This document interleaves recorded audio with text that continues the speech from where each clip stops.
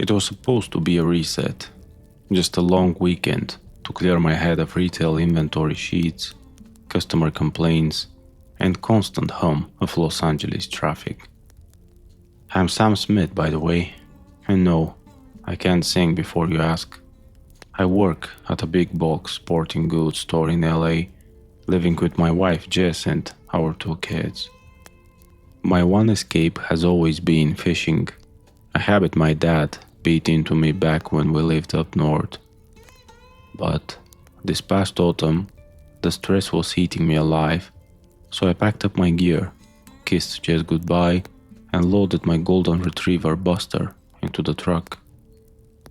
I didn't want a crowded campsite, so I skipped California entirely and drove about 9 hours up into the damp, dense forests of the Blue Mountains in southeastern Washington.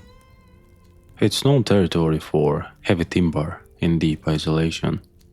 I thought I knew what to expect from the woods. I was dead wrong. Have you ever felt a silence so heavy it makes your ears ring? A moment where every bird, insect and breeze just stops. What if I told you that the thing we're taught to laugh at in tabloids is very real, very massive, and has been watching us from the tree line for centuries? And what if I told you it doesn't just hide, it hunts? That's a psychological trap I've been living in since October. It began on my second night near the Wenatchee River, under a relentless, freezing autumn downpour that turned the forest floor into a soup of mud and decaying pine needles. Buster and I were hunkered down in my heavy canvas tent, listening to the rain pelt the rainfly. Around 2 a.m., Buster stiffened. His low, vibrating growl wasn't his usual "there's a raccoon outside" warning. It was a sound of pure, unadulterated terror. Then came the smell, an overwhelming wave of rotten meat, skunk musk, and wet, copper-tinged metallic filth that seemed to seep right through the canvas. I reached for my headlamp and my Bear Grylls survival hatchet, my knuckles turning white around the rubber grip. That's when the first impact hit. Something heavy, like a baseball thrown by a professional pitcher, slammed into the trunk of the massive cedar right above my tent. The crack echoed like a rifle shot, then a sound I will never forget, a deep, chest-vibrating metallic wood knock. It was answered 3 seconds later by a distant, higher-pitched thwack from across the canyon. They were communicating. I held Buster's muzzle, my own breath catching in my throat, as heavy, bipedal footsteps crunched through the saturated brush outside, moving with an impossible, fluid speed despite the pitch-black darkness and the steep terrain. The sheer weight of each stride vibrated right through the damp earth and into my sleeping pad. I remember the YouTube documentary I'd watched late one night at the store about Pacific Northwest cryptid lore, how hunters reported rocks being thrown and rhythmic wood knocking before things went completely sideways. I had laughed at it then. I wasn't laughing now. The footsteps stopped right outside my tent flap, the terrible stench clogging my throat, and for 3 agonizing minutes, all I could hear was a deep, wet, ape-like respiration just inches from the canvas fabric. The rain didn't stop, and neither did the paralyzing dread. I sat there in the dark, my fingers dug so deep into Buster's collar that my hands were cramping, listening to that heavy, rhythmic breathing just on the other side of the thin nylon. Every instinct I had as a retail manager told me to find a logical explanation: a stray moose, a rogue grizzly, maybe a highly dedicated pranker in the middle of Washington downpour. But no bear walks with that kind of deliberate, dual cadence bipedal stride, and no human possesses a chest cavity large enough to project a breath that sounded like a blacksmith's bellows. Buster was trembling so hard I thought his ribs might crack. His face buried into my armpit as he tried to disappear into my jacket. Slowly, the wet, raspy breathing began to shift, moving along the left side of the tent. I watched, horrified as the beam of my headlamp caught the deliberate indentation of a massive broad silhouette pressing against the wet canvas fabric. It was easily over 8 feet tall. The shoulder curve started way above where a tall man's head would be, completely blocking out the ambient grey light of the stormy night outside. A massive 5-fingered hand with thick, heavy knuckles and no distinct thumb separation like ours slid down the exterior wall, creating a sickening, dragging sound against the tight material. My mind flashed back to that late-night YouTube rabbit hole, specifically a video interviewing an old native tracker from the Yakima Reservation who talked about the Saskets, not as a gentle giant but as a hyper-intelligent, territorial apex predator that uses psychological warfare to break its prey before it strikes. He had warned that if they start throwing rocks and knocking on wood, they are testing your boundaries. If you stay, you are accepting their challenge. The silhouette suddenly vanished from the tent wall with an impossibly quiet, fluid grace that defied its massive size, followed by a wet, guttural click from high up in the tree line. I didn't sleep a single second for the rest of that night, sitting upright with my survival hatchet raised, staring at the zipper of the tent door until the blackness slowly dissolved into a hazy, fog-choked autumn morning. By 7 a.m., the downpour had eased into a miserable, biting drizzle that chilled me to the bone. My hands were shaking so violently from the adrenaline crash that it took me 3 tries to unlock my tactical knife. Stepping outside the tent felt like stepping into an execution chamber, but I had to know what was out there. The stench of rotten meat still clung to the damp air, concentrated heavily around the back of my camp setup. There, sunk nearly 4 inches deep into the saturated black Washington mud, was a track that made my stomach drop into a bottomless pit. It was easily 18 inches long and 7 inches wide, showing a flat foot with a deeply pronounced mid-torso break, a flexible joint in the middle of the foot that allows primates to grip uneven terrain, a detail I knew no human hoaxes could accurately replicate in deep mud. Looking up, I saw the source of the midnight rifle shot. A young 4-inch thick pine tree had been snapped completely in half at a height of about 9 feet, its upper trunk twisted clockwise until the wood fiber splinters looked like frayed rope. This wasn't a warning, it was a physical demonstration of sheer, casual destruction.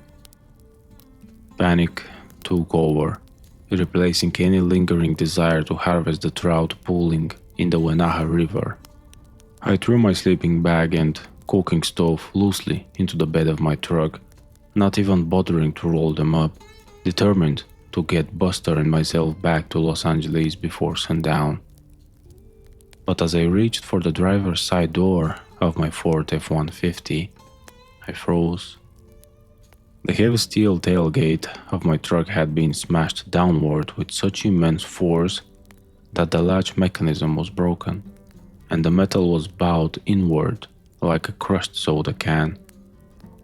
Scattered across the muddy ground were my spare tire my tire iron, and my heavy-duty high-lift jack, all of them flung 10 yards into the brush as if they weighed nothing. Even worse, the thick rubber valve stems on both of my rear tires had been cleanly bitten or sheared off right at the rim, leaving the truck sitting uselessly on its rims in the mud. We weren't just being harassed anymore, we were being actively contained. My chest tightened so hard I could barely draw in the cold, wet air. Looking at those ruined valve stems, the reality of my situation hit me like a physical blow. I was 20 miles deep into the Blue Mountains. My truck was disabled, my phone had 0 bars, and something massive and hostile was circling my perimeter. Buster knew it too. He was tucked tightly against my shins, his tail pressed hard against his belly, looking up into the dense canopy of Douglas firs with wild, bloodshot eyes. I realized then that trying to hike out along the muddy logging road while dragging a terrified dog would make us easy targets in the open. My best option was to hold up in the sturdiest structure available, an abandoned old US Forest Service Ranger cabin I had spotted on my drive in, located about quarter-mile back up the ridge. I grabbed my primary defense, a Remington 870 12-gauge shotgun I kept behind the truck's seat for predator protection, loaded it with heavy double-aught buckshot, and stuffed an extra handful of shells into my jacket pockets. With my survival hatchet tucked into my belt and Buster's leash clipped to my wrist, we abandoned the truck and made a desperate, silent break for the cabin. The quarter-mile hike felt like a mile-long sprint through wet cement as the autumn drizzle picked up again, blurring my vision and slicking the steep mud track. Every few hundred feet, I would hear the distinct, heavy snap of a thick branch breaking in parallel to our movement.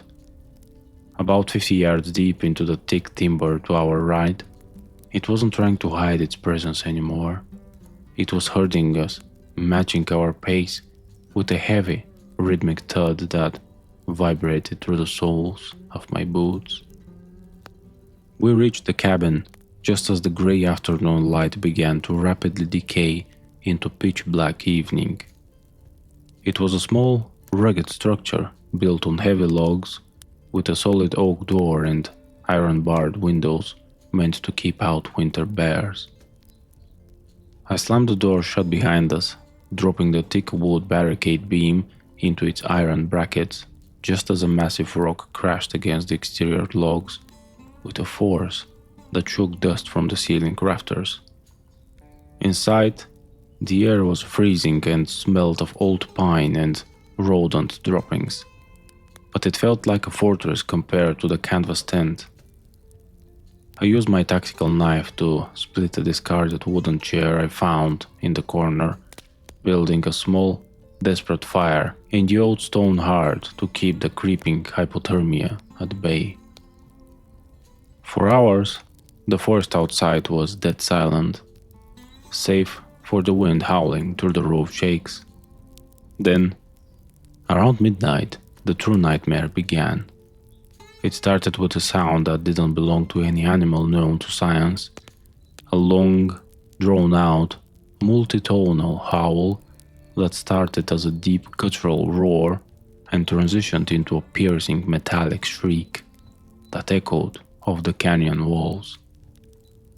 Buster immediately went into a frenzy, barking frantically and throwing himself against the heavy wood door. Suddenly, the entire cabin shuddered as something incredibly heavy slammed onto the roof right above our heads. The old cedar shingles splintered, and the sound of heavy bipedal footsteps paced directly over us, testing the strength of the ceiling beams. I raised the Remington, aiming at the ceiling as dust and dried moss rained down on my face. "Get back," I screamed, my voice cracking with absolute terror. In response, a massive, hairy arm, thick as a tree trunk and covered in matted dark brown hair, shattered the glass of the high-barred window near the roofline, its long, leathery fingers sweeping through the air, trying to find a grip on anything inside. Buster leaped up, bravely snapping at the intrusion, but the creature's hand flexed with blinding speed, its thick, blunt fingernails catching Buster across the shoulder and throwing the 60-pound dog across the room into the stone heart. Buster let out a sharp yelp and collapsed, blood pooling on his golden fur. Rage overcame my fear. I leveled the 12 gauge at the window and pulled the trigger. The blast was deafening in the small cabin, the bright muzzle flash illuminating a horrific glimpse of massive, flat-nosed face with deep-set, intelligent amber eyes glowing in the dark. The buckshot shredded the window frame, and an ear-splitting, furious roar tore through the night as the creature dropped from the roof, leaving a trail of dark, thick blood on the exterior sill. The ringing in my ears from the shotgun blast was deafening, but it couldn't drown out the furious guttural roars echoing just outside the cabin walls. I dropped to my knees beside Buster, my hands slick with his blood as I checked his shoulder. The creature's blunt claws had torn open parallel gashes through his skin, but the thick muscle had saved his life. I pulled my emergency medical kit from my pack, frantically packing the wound with gauze and wrapping his chest with a pressure bandage while he whimpered, his front paws twitching in shock. "Hold on, buddy, just hold on," I whispered, my voice cracking as I reloaded the empty chamber of the Remington 870, the metallic cling of the pump action offering a fragile sense of security. Outside, the creature was circling the cabin, its heavy footsteps making the damp earth vibrate as it thrashed against the structural logs, testing for a weak point. I knew the buckshot had wounded it, but it had also stripped away any caution the predator had left. It wanted blood.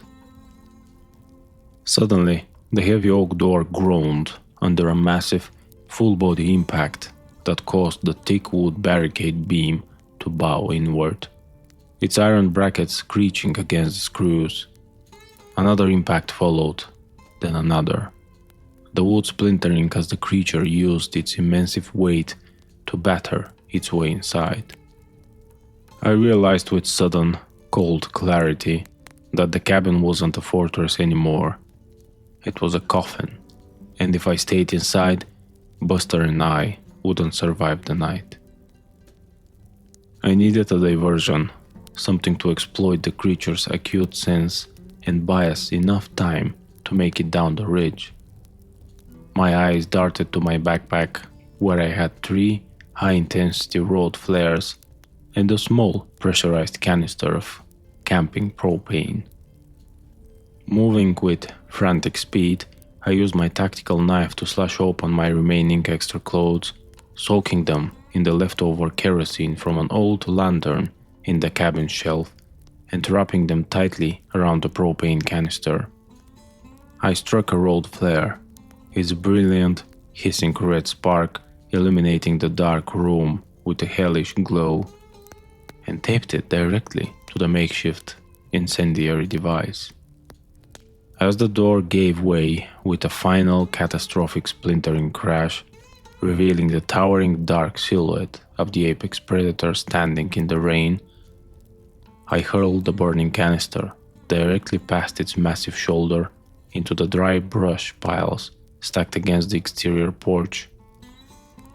The flare instantly ignited the kerosene-soaked fabric, and 3 seconds later, the heat ruptured the propane canister with a blinding, concussive boom that shattered the remaining window panes and sent a wall of orange fire roaring into the night sky.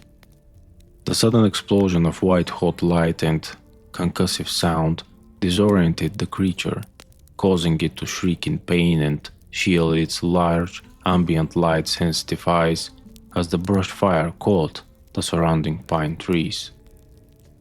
This was our only window.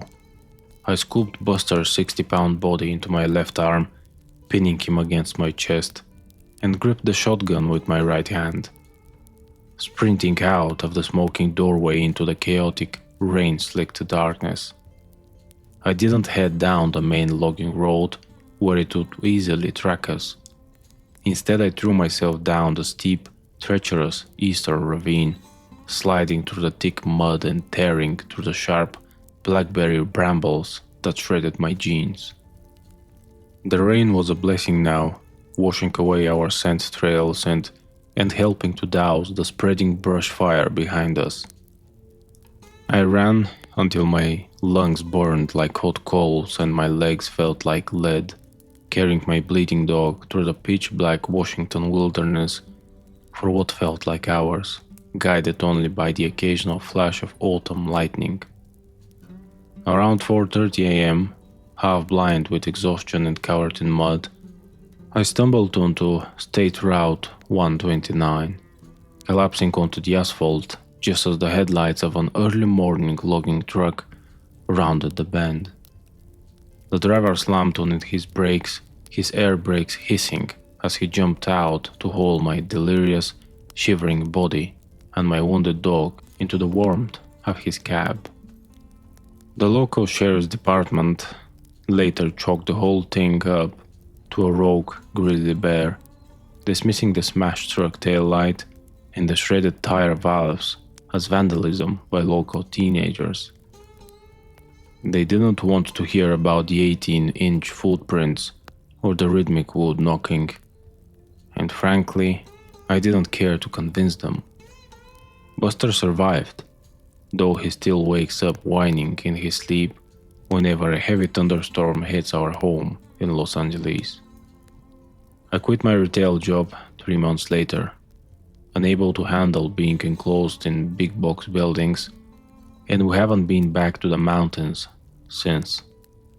I know what I saw out there in the Blue Mountains, and I know it's still out there, waiting in the deep timber, watching the roads and remembering the man who dared to fight back.